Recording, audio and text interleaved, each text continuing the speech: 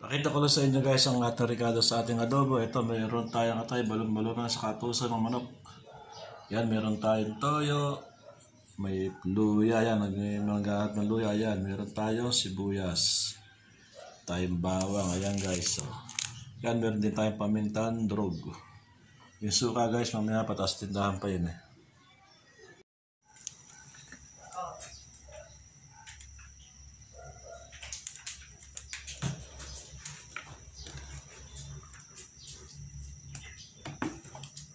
Dato puti.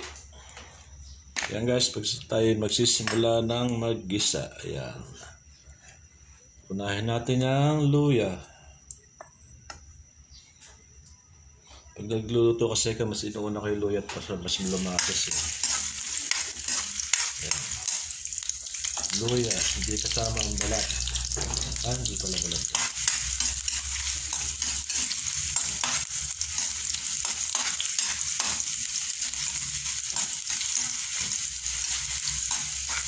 Kaya kailangan medyo tostado yung luya para mas malapit siya sa ating adobo.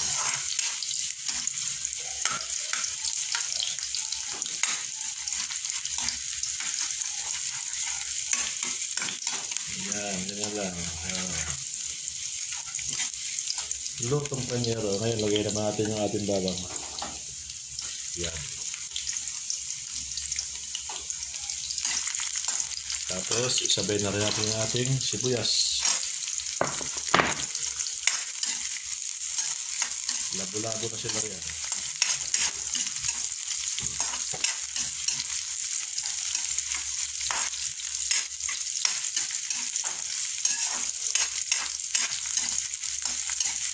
Sarap itrabahin yung luya.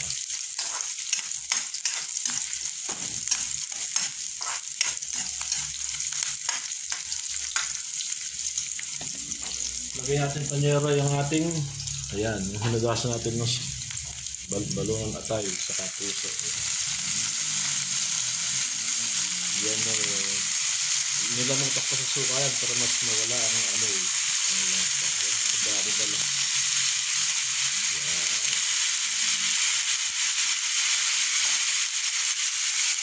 Dami. Namutla.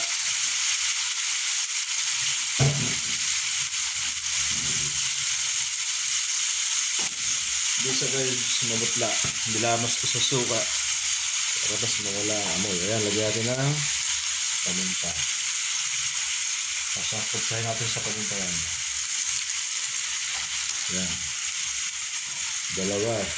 Dos na paminta. Ayan.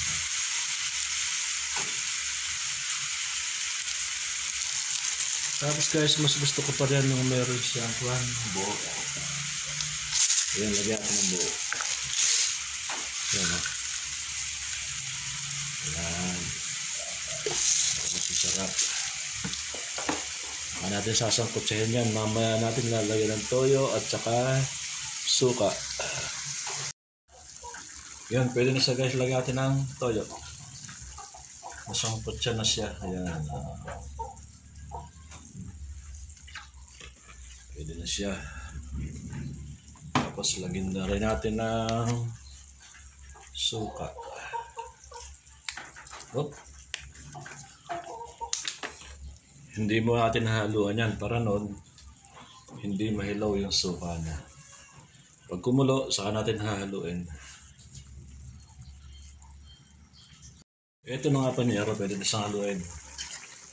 Dahil kumulo na siya, hahaluin na natin. Yan, hindi na siya maamoy na amoy sukang hilaw. Ayan. Lagyan natin ng pagbalasa. Ayan, betchin. Betchin lang okay na.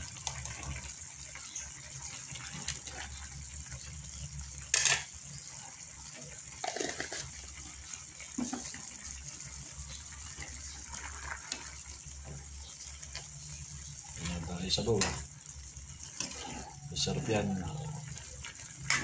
Tutuyuin natin ng konti. Yan, tingnan. Para sa inyo, panyero.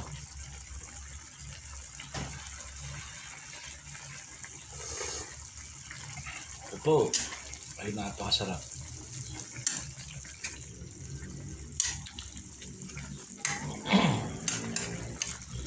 Kaya natin matuyo yung sabaw para mas lalo siyang sumarap.